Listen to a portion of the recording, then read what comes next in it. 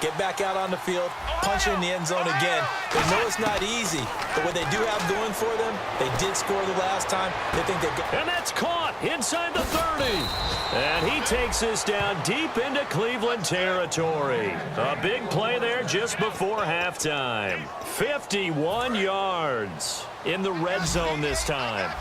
Coaches really don't care from what position they get this, but run after the catch ability, rack ability, is often the difference between winning and losing and changing field position. He'll buy some time right. He couldn't quite hold it. Got hit. Ball pops out, incomplete. We know it's not an easy job to go out and catch passes when people are trying to tackle you and knock the ball away, but the bottom line is that's a pass he's got to have and a pass he should have caught. Now Taylor steps away to his left, and he'll be brought down this time at the 5-yard line. It's a gain of 7, and it'll be 3rd down. Looking to speed things up here, going with some tempo. Taylor now to throw on 3rd down, rolling to his right, and this is caught. For the moment, it's a touchdown, but multiple flags down, so let's sort this out. Holding, defense.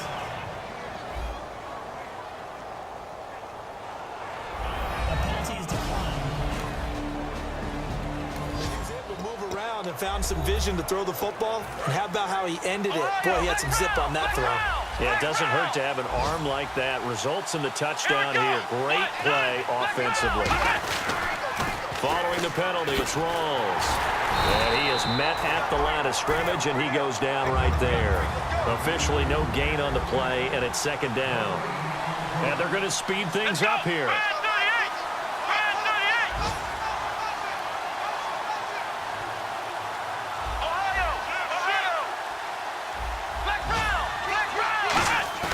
Now Taylor to throw on 2nd down. He'll rifle this one deep right side. And it's knocked away and incomplete. I like the boldness, and I like that they took a shot downfield, but it was well covered. He was able to get a hand in and knock it away. 3rd down here for the offense after the incomplete pass.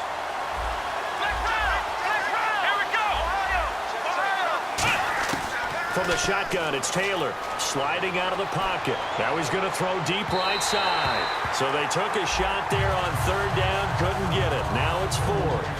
Here's Sam Cook now. On for his 2nd punt. He'd take a repeat of his first. Well, the obvious goal is to try and score a touchdown, but at the least, adding to a pretty big yardage total for his intended receiver there, huh? Yeah, well, when you got a guy over 150 yards, keep chucking it deep to him, I guess. Yeah, no doubt.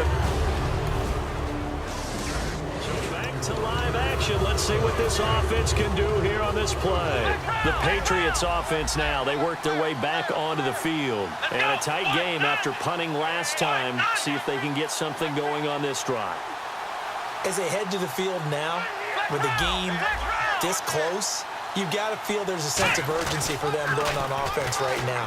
But they have to do it without letting panic creep in and affect their play. Evades the tackler, and now some space. And he finally goes down at the 23-yard line. A nice, strong run there for Rawls. His coaches back in high school in Flint, Michigan, you know what his nickname was? No, what was it? The Train. The man can break some tackles on occasion. Well, it makes sense when you watch runs like that, because when you're trying to deal with a train, you're supposed to get out of the way, right? And if you don't, you're going to get bruised up trying to tackle him. That's the type of runner he is. He can pop people as he goes by them. Back to the ground on 1st. Again, it's Rawls. Looking for a crease, can't find one. Stopped at the line of scrimmage. Lawrence Timmons, the linebacker, there to get him down. And quickly, they get to the line. On 2nd down, Taylor. His throw caught right around the 6. And he'll take it into the end zone for a Patriot touchdown.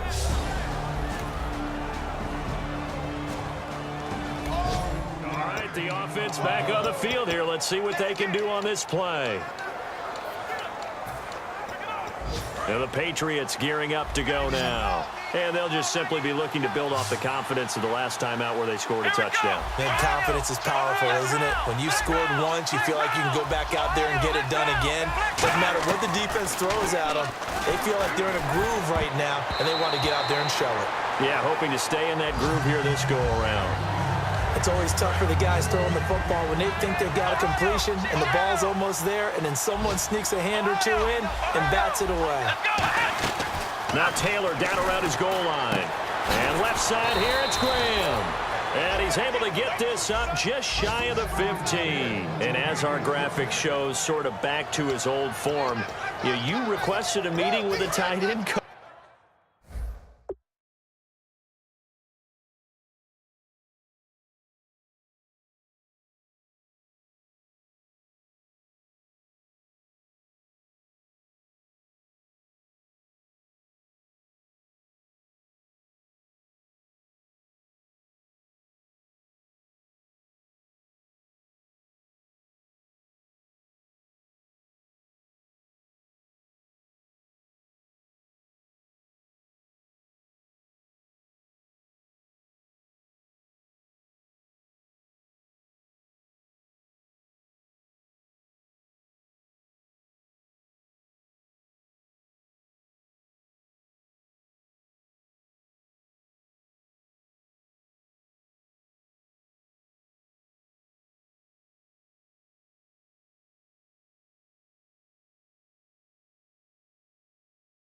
This week, what came from that? Yeah, that's not normal because we usually talk to the offensive coordinator, defense coordinator. It's pretty simple stuff, but you're talking about a former tight end now coaching who's been to Pro Bowls and understood what it takes to get things done and get them done better. He's had bad games and had to bounce back.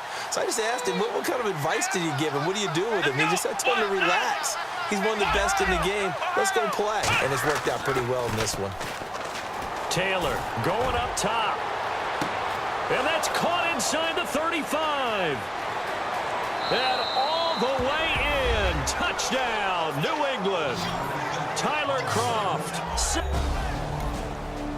All right, the offense back out there now. Let's see what they can put together.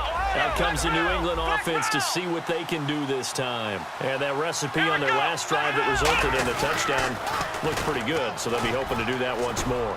And it takes me back to when we sat with the offensive coordinator and the head coach. They felt pretty good about their game plan and thought there were some holes in the defense, and they exploited them the last time out. Let's see if they can come back and put together a similar drive. And we'll see if they can do just that.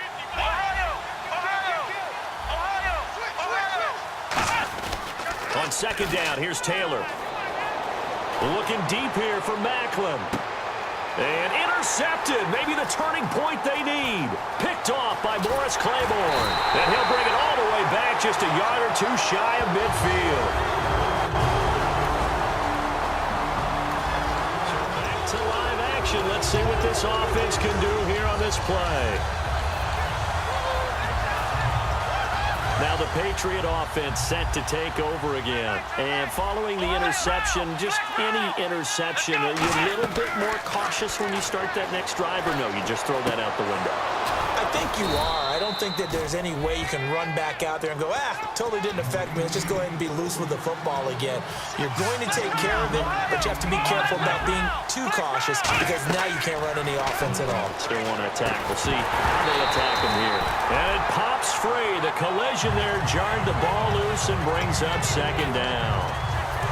Offense looking to avoid a third and long. It's 2nd and 10. So many components go into a well-executed screen pass. You've got to sell. Offensive line's got to sell like they've missed blocks, and then they move out, and they're out in front of the running back. He's got to sell that he's trying to block, and then he slips out into the route. The quarterback has to sell that maybe he's trying to throw it downfield. Instead, he slips it off to the running back, and when you get one set perfectly, you have to catch the ball, and that didn't happen on that play. Now Taylor on first down. Nowhere to escape, and he goes down. Nick Fairley in there to drop him for his 5th sack of the year. Boy, he came in off the edge so quickly there. Look out, because that's exactly what it was being shouted by the offensive lineman to his quarterback, because he had no chance to block him.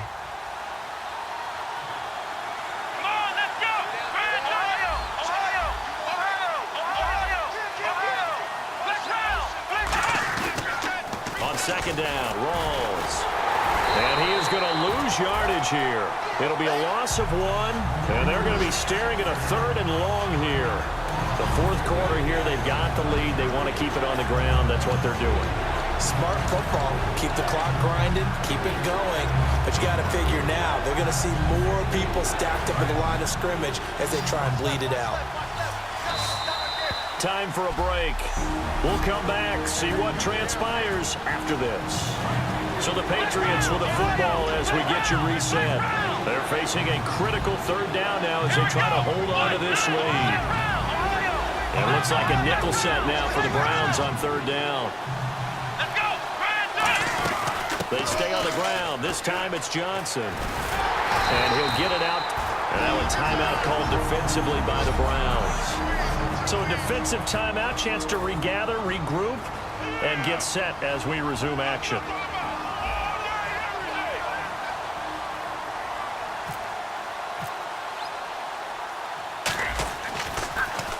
He gets this one away, and boy, it's another boomer. And that'll hit in the end zone. Much too much leg there. That'll be...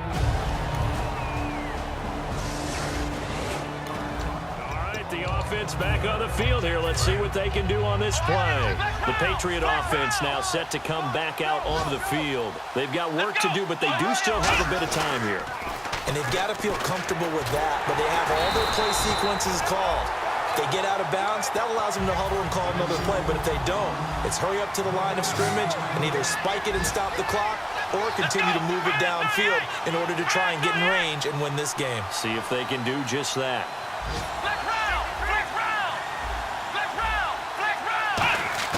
Here's Taylor. He'll rifle this one deep right side. And that is incomplete. 16 seconds now on the clock. On every offensive coordinator, every play caller sheet, they have about 5 or 6 plays per game that they call shot plays or big plays. And you don't get many opportunities to dial them up. And they just did. And they drop it with a great chance to make a big play. That's going to hurt. Throwing now is Taylor. Flushed out right, and he can't get a throw away. He's taken down. It's the first-round pick from a year ago, Bud Dupree. In there to get him for a loss of 9, and that'll lead to 4th down. Now hold everything here. We're going to get a timeout by the offense. And as the two teams talk it over on their respective sidelines, we take a break. Tie game, 4th quarter, and they're going for this thing on 4th down. They're going on 4th down. It's Taylor. He'll rifle this one deep right side. And got his man complete. And he takes us down deep into Cleveland territory. And here in overtime, if the team that receives the ball scores a touchdown, it's over. If they don't, we can still have some more football. That's exactly right. If they go down and kick a field goal, the other team gets a possession to either match it or score a touchdown to win the ball game. If both teams kick field goals, the next team to score wins. But if the receiving team throws a pick 6 or fumbles the ball and it gets picked up by the defense and they score, the game is over at that point. Nothing between these two teams for 4 quarters. Here we go to begin overtime. And this will not be returnable. It's out of the back of the end zone for a touchback. Offense back out there now. Let's see what they can put together. So the Patriots coming out now. Their defense did its job, got the stop. All they need is 3, and this is over. Couldn't have done much else other than score themselves and end it. But they turned it back over to them, and now all they need is a field goal to win the game. An excellent job by the defense. Can the offense finish things off? Part 1 is done. Now part 2. Now what can Taylor do here in overtime? And that will be caught, but out of bounds. Out of bounds, ruled incomplete here. I think you have to chalk that one up for the defense there. Someone right on the spot, Excellent coverage. Didn't leave him enough room to come down inbounds, even though he did catch the football. So here we go now. An extra defensive back in there on 3rd and 10. Screen play, Johnson. Look at the spin. Balance. And he is in for the score. And it is absolute